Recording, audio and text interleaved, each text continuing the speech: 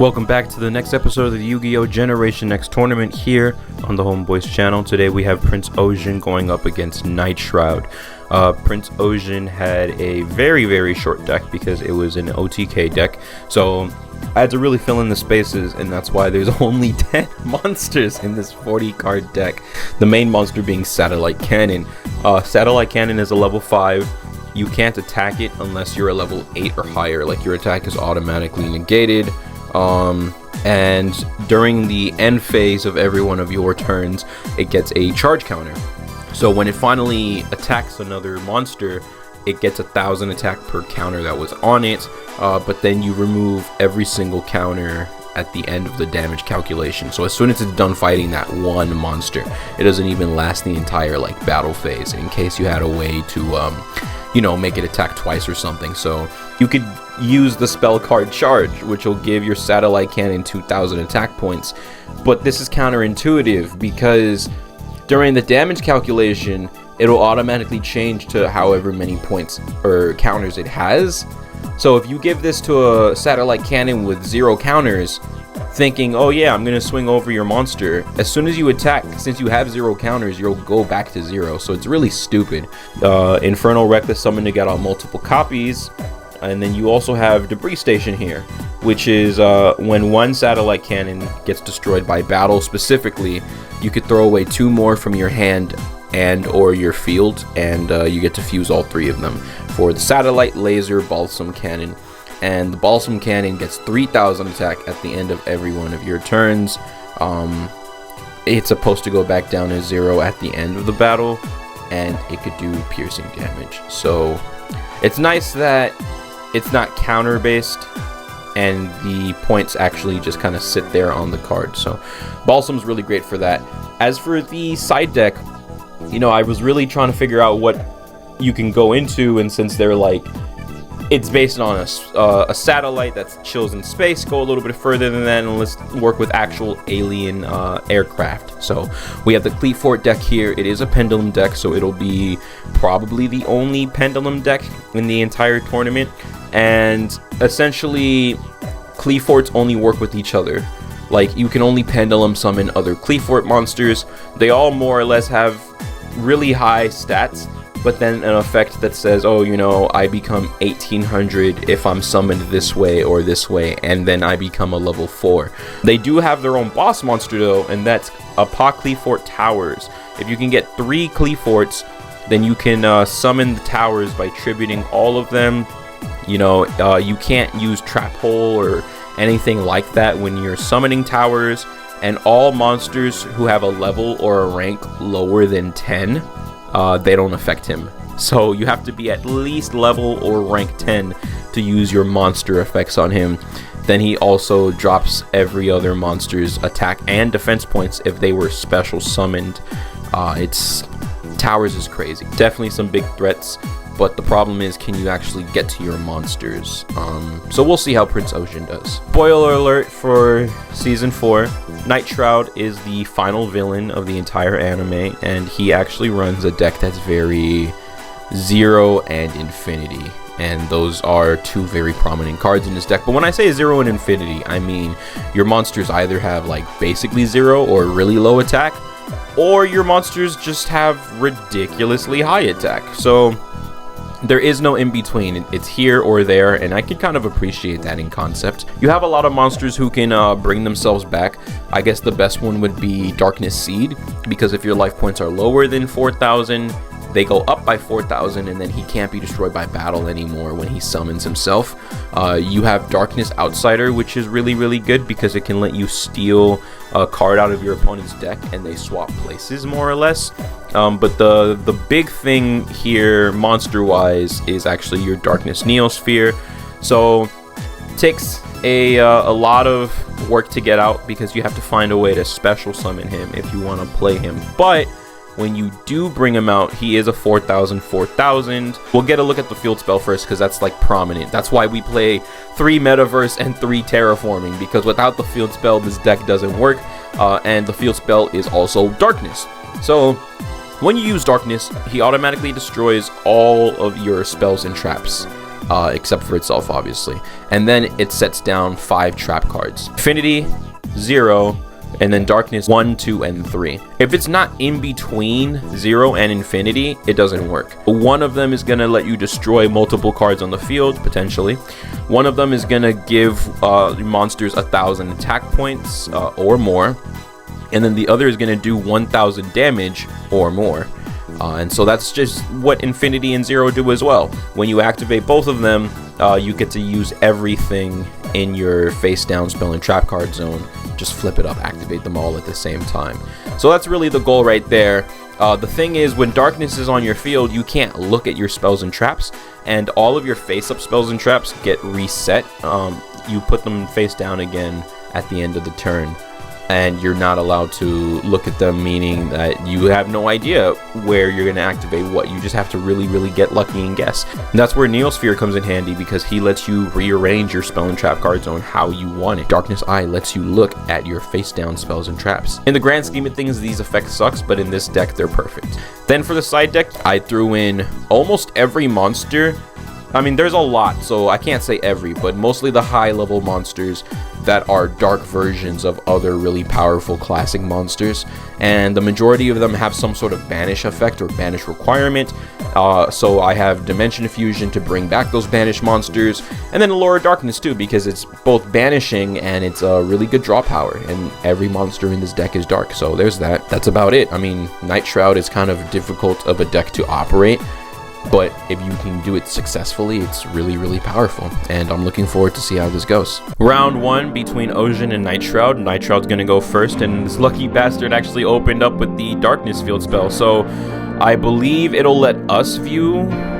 Let's see right now. Yes, it will. Okay, so looks like Infinity's on the second far left and 0 is all the way on the right, so that actually means that they have the potential to use 2 different Darkness cards. Of course, Nightshroud himself, oh, never mind, he does know that because he has Darkness Eye on the field, so during either player's turn, he can look at his entire spell and trap lineup. So looking at what Ojin has, he really bricked hard, but he has the Graceful Charity to draw 3. He's gonna go ahead, and he did draw 2 monsters.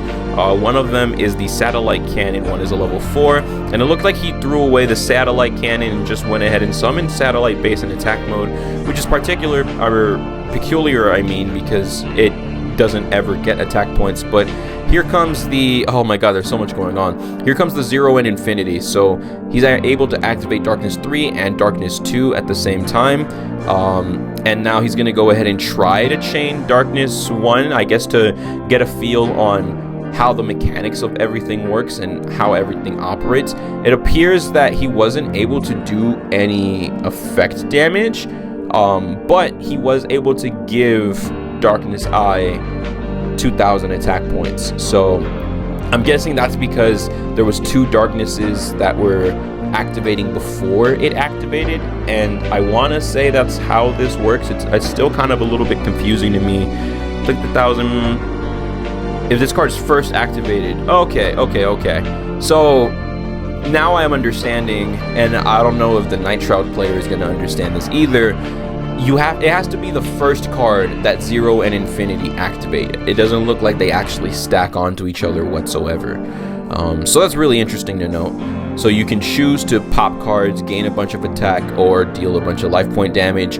There's a lot of chains going on, but really what's going on here is Prince Ojin used Rivalry of Warlords. So when you have a monster on the field, you can't summon any other monsters with a different type. This is a Fiend, for example, so you can't summon any. I believe he has plants in this deck as well somewhere, or he also has fairies in this deck.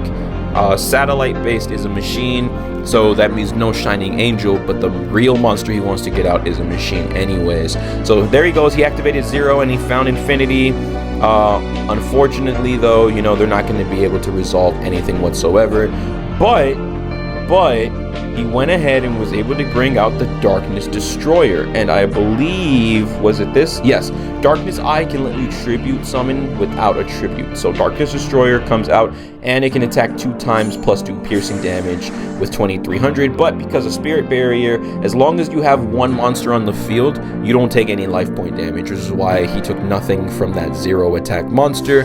Then he's gonna go ahead and bring out Call of the Haunted. So since it's only a level 7, its attack would get negated if it tried to. And now Satellite Cannon can sit here and start racking up some charge counters. Moving over to Ojin's turn now. He still has not too much to work with. He's gonna get rid of his Spirit Barrier though.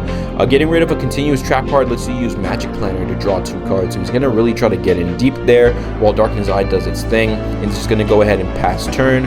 But before he passes 0 and Infinity, he's going to activate the Darkness 1 first. So I believe that means he gets to pop cards, right? He should be able, yeah, he got to destroy 3 cards. Because it's destroy 1 on activation, and then 1 for every face-up Darkness activated after this card. Interesting. So bizarre that it let him pop 3. No. Okay, so he got 2. He picked Call of the Haunted and the Book of the Moon. Cool. Alright, I apologize for that confusion. It's you can see how hard it is to keep track of certain effects in this game, but there goes 0 and Infinity once again, so he got really lucky. This time he's using Darkness 3, so he's gonna go ahead and do a massive amount of burn damage. Oh, I lied. I don't know why that didn't work the way it was supposed to, but in any case, he gets to attack 2 times, so that's a thing at least. I feel ridiculous because it seems like you understand how these things are gonna work and then they just don't work that way. So going ahead and looking over what just happened, he got rid of the Rivalry of Warlord because it's, you know, he has no monsters, it's not useful anymore, and this guy already has a big beefy guy, so what's the point? You know, get your draw 2. Then he also activated Trap Booster to throw away a card so that he can use any trap card right out of his hand instead of playing it face down this turn, and he did nothing because there really is nothing to save him. This, you know, you need a Satellite Cannon, which he already lost it.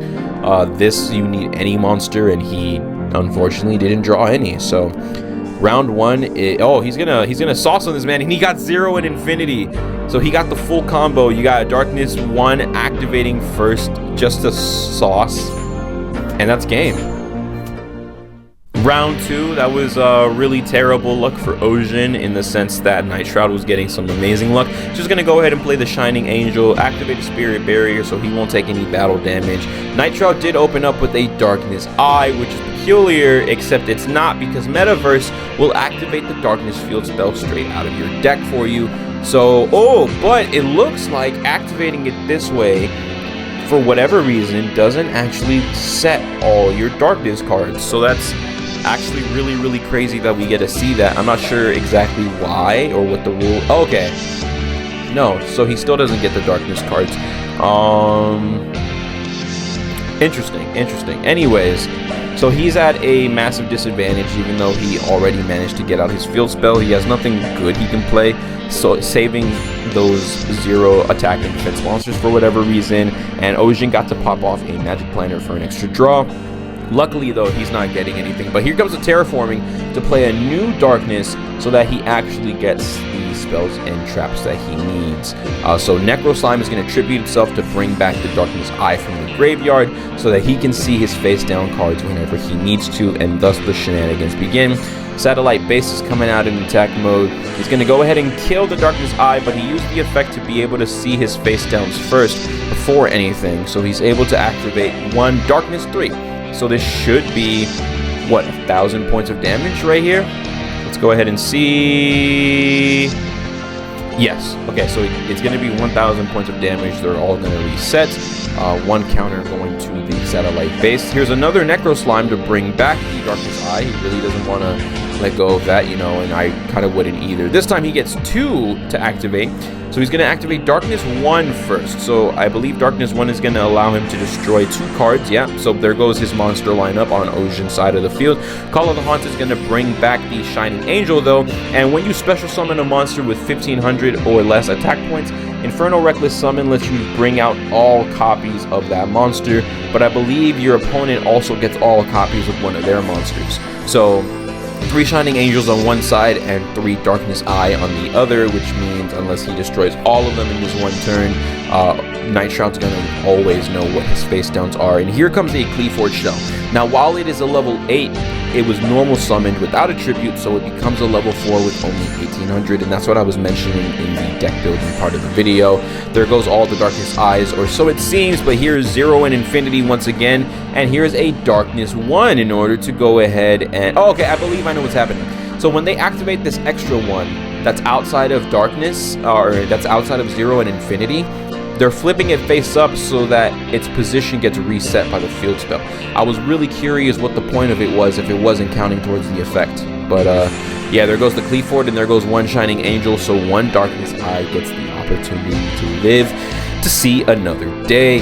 Another spell and another trap card that Nightshroud drew, unfortunately, and here comes the skill drain to go ahead and negate everything on the field. And this is good because you're only negating Nightshroud's monsters, because Shining Angel activates from the graveyard, and your Cleaforges want to be negated because then they can get all of their attack points back. So, beautiful play, and looks like he's just really guessing where everything is at this point.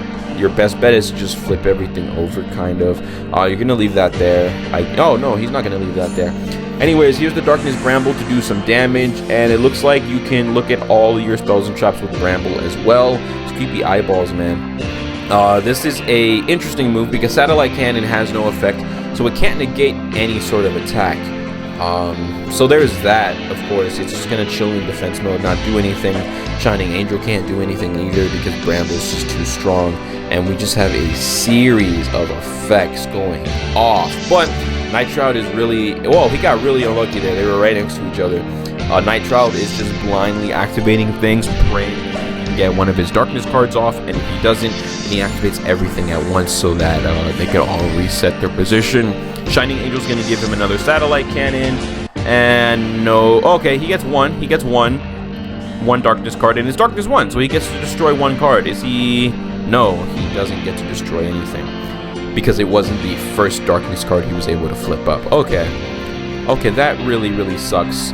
So it looks like Ojin has a massive advantage with the skill drain. It's going to give a power boost to his Cleaforge Stealth, and here's, what is that, another Bramble in the hand. Darkness Seed is out, so you know it's not going to be destroyed by battle.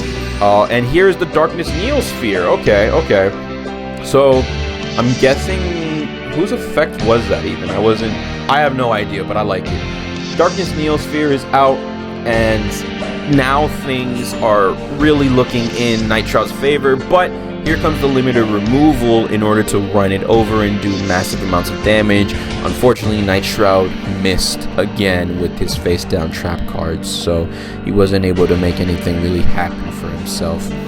He gets the Darkness 3, but again, you know, it wasn't the first Darkness to be activated, so you lose your boss monster, you took a fat, what is that, 2200, and then all your machines die. But 1, when the equip spell goes to the graveyard, you get to search for a monster, and 2, pendulum monsters go to the extra deck. They don't go to the graveyard like regular monsters do. So when he gets a pendulum scale, he can bring all of them back. Darkness 2, so that means that he missed once again. He's going to go ahead and just flip up everything to try to get that reset later. Not that he really needs it, though. I don't know. It looks a little bit even. Things look really wonky and unbalanced, but this Cleaforge hits the field, and now you can see who's really in control. Gonna go ahead and attack, and unfortunately, he didn't get off the Darkness combo. It failed him yet again. So even if he had a way to see that, he wasn't activating anything there. So Prince Ojin wins round 2. Round 3, and this one's for all the marbles, and it looks like Nightshroud actually side decked. So he gets the Terraforming to get straight into the Darkness, but before that, a Lure of Darkness to do his draws, and a second Lure of Darkness to get some more draws, and a Dimension Fusion to pay 2,000 life points to bring out Dark Horus and Dark Simorgh, 2 of his black birds. And these are, first of all, they're really powerful because you have 2,700 and you have 3,000. On the one side, Dark Horus can potentially bring back level 4 monsters from your graveyard, and on the other hand, Dark Simorgh can actually go ahead and, I don't think he does anything because there's no wins in this deck. He's just a fat body, which is cool, you know. That's not too bad. Then you have the Darkness Eye, so you can see his trap cards once again with a second Darkness Eye chilling in his hand. Things look incredible for Nightshroud. Here comes a Cleafor Scout, which is going to pay 800 to search for another Cleafor monster, and then he's going to go ahead and get his scale 1. So with a 1 and a 9, you can Pendulum Summon all your monsters that have a level in between those numbers. So anything from level 2 all the way up to level 8 can now be Pendulum Summoned. And a Pot of Greed to draw extra cards. So he's really going to plus off of this Pendulum Summon because he just hit a 3rd monster. And here they come, starting their assault. Looks like he unfortunately had the 0 and Infinity right next to each other. So Nightshroud, excuse me, wasn't able to do a single thing. And I don't know, you kind of hate to see it. So Nightshroud lost a huge amount of life points. He's down to about half life now because of the Dimension Fusion. Thank goodness for the backup Darkness Eye, so he can get it right this time. And he's going to go for, let's see, Darkness 1 first. So he's going to go for destroying cards, and he destroys the Pendulum Scale. That way, Prince Ojin won't be able to Pendulum Summon anymore. Resets his trap cards before passing it back over to Ojin, and uses the Eye to keep track of everything that's face down. He does get 1 Pendulum monster. It can't really do much. I mean, there's just nothing that you're doing against this crazy setup. You're getting a lot of damage off and you get rid of the Eye, sure, but the fact that he opened up with these 2 high-level monsters kind of negates any downsides that this deck was having, any of the flaws that was offsetting it from becoming really good, you know? So here he goes. He's just trying to reset his trap cards later on, but I mean, you know, unless he gets a monster right now, Ojin loses. And he did get a monster. He got a level 4. He summons that in attack mode because he gave up on all hope because he doesn't have a way to stop the direct attack. I mean, I don't know. He had this in his hand. That counts as a monster, right? I'm not really sure. But I guess that's it. Nightshroud wins.